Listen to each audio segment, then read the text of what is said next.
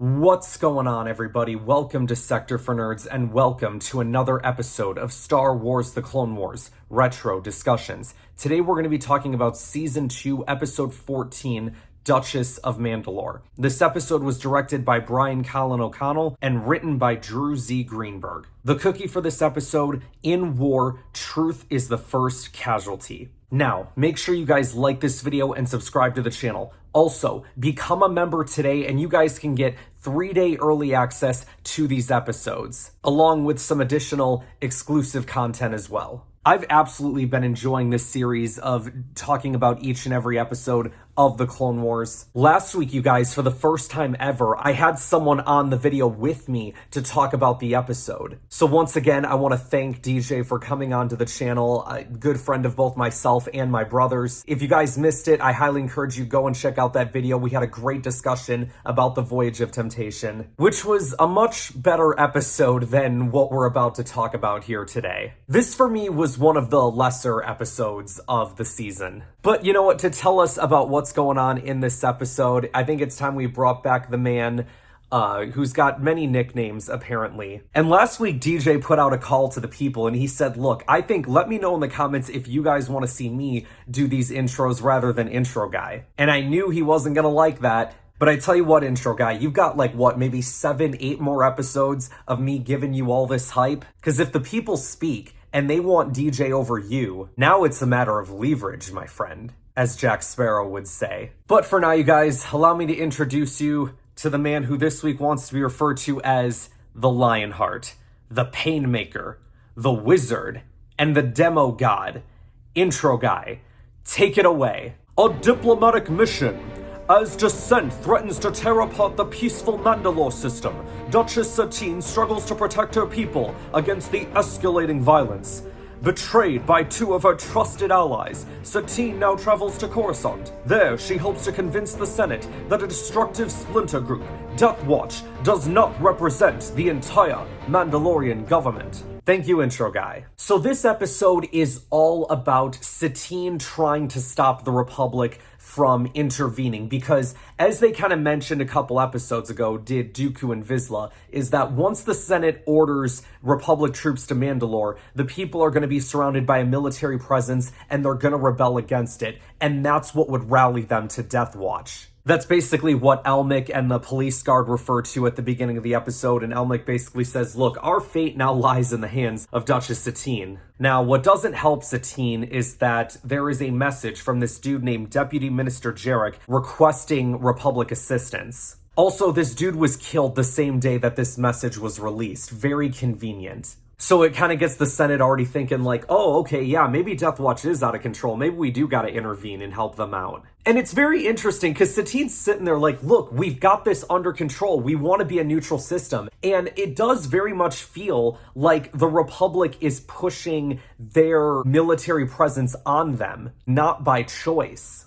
In a way, it almost kind of makes the Republic the bad guys in this episode. Obi-Wan and Satine have a chat as Satine is leaving the Senate, and Obi-Wan says, look, we're friends, are we not? And Satine has this look on her face right, friends, nothing more. But she kind of has this sad tone in her face, she wants it to be more. And so do we, Satine, and so do we. But man, a lot happens to Satine in this episode. Her speeder gets sabotaged. By the way, shout out to her guards for getting her to safety. Those Mando guards, you guys, are so freaking cool. We also find out later that the evidence were faked because, of course, they were. The second conversation between Obi-Wan and Satine, I think I did appreciate a little bit more because I definitely was agreeing with what Satine was saying, but I also, understood where Obi-Wan's coming from. Just in the sense, you need your friends to help you. Don't isolate them. In your quest to be who you are, have you decided to keep your friends out of your life? And it does kind of play with Satine's mind a little bit.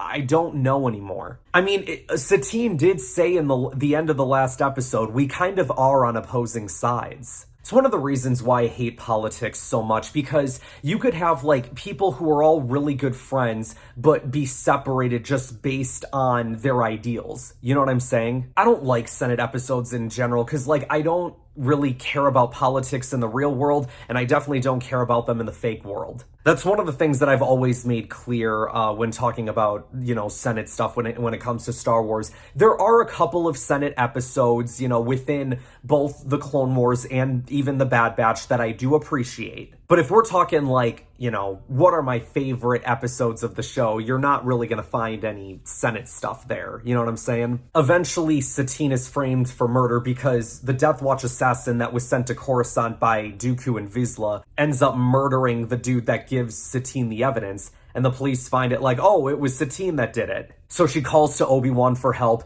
Eventually, when Obi-Wan does get involved, he ends up taking on the Death Watch assassin. That's like our only action scene in this episode. We get to see an appearance by Darth Sidious in this episode as well, chatting with Dooku. Sidious seemed really tapped into what the Republic was doing. Like he said, the Republic forces are loading their ships right now. I'm like, oh wow, this Sidious guy really knows the ins and outs of the Republic right now. Obi-Wan ends up delivering the evidence to Padme because Satine knows, look, if I try to enter the Senate with this thing, not only am I not making it out alive, but that disc is going to end up being destroyed, which is why I need you to do it. You need to get it to Padme, which, by the way, I appreciate that Satine trusted Padme, that, she knew that Padme had all the right intentions. After this episode, I did say, man, I would like to see an episode with Padme and Satine together. And kudos to me, because I didn't have to wait that long to get it, because we get it around the start of season 3. And that's an episode I can't wait to talk about. When Padme presented the evidence, Palpatine had this look on his face like, darn it. It was at this moment he knew he f***ed up. It provides the real message from Deputy Minister Jarek, and he's saying, look, yes, Death Watch is far stronger than we once thought, but we've been trained for this. We believe in peace. We believe in what the Duchess Satine is doing. We have to put our faith in that. Now, keep in mind, the Senate was supposed to decide the next day that whether or not the troops were going to be sent to Mandalore. But the attack on Satine's shuttle ended up pushing the decision to earlier in the evening. So then they said, okay, well, now the troops are just going to leave in the morning. And they were getting ready to do it, and then all of a sudden the evidence is presented, and the next thing we see is an angry Pre-Vizsla marching towards a tent, while you hear over the loudspeaker, all troops must stand down. All troops must stand down. And Vizsla gets into an argument with Dooku. He's like, unacceptable. You promised us that we were going to go take Mandalore. You know what? Screw it. I'm going to go order my men to attack. And Dooku protests to him like, look, man, if you do that, you're going to hold the planet for maybe a day. Without the backing of my forces or the support of your people, your revolution is over before it begins. Which is very true. This made me excited, though, to see, what the future of Mandalore and Death Watch, what that whole story was going to be. Because I remember every time you guys, after watching this episode, I thought that this arc was going to continue, but it's like, oh no, we're just done. I'm like, well, what, are we ever going to go back to Mandalore? What are we doing? Oh my gosh, you guys, now that I'm thinking about it, we don't get Death Watch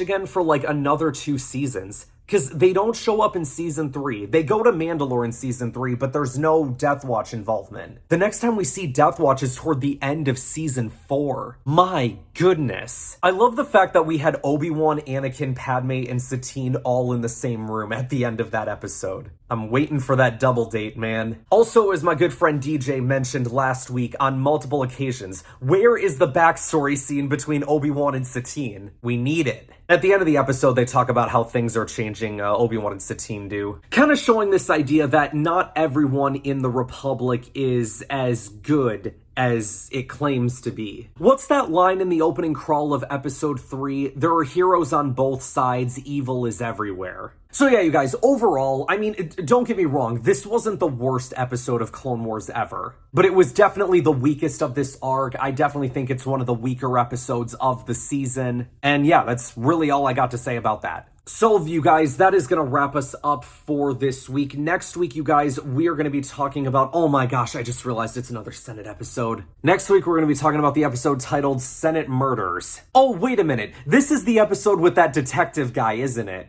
Okay, we're going to have a little bit of fun next week. And you want to get in on the fun early? Become a $10 tier member today, and you can get early access to that episode. Thank you all so much for watching. Be sure to like this video, subscribe to the channel, share this video with others to help support the channel, and I will see you guys next time. Found a chemical in his bloodstream, killed him right away. It's an obvious case. Politicians always have something to hide, and it always comes back to haunt them. Am I right? Oh, look who I'm asking. Room full of politicians.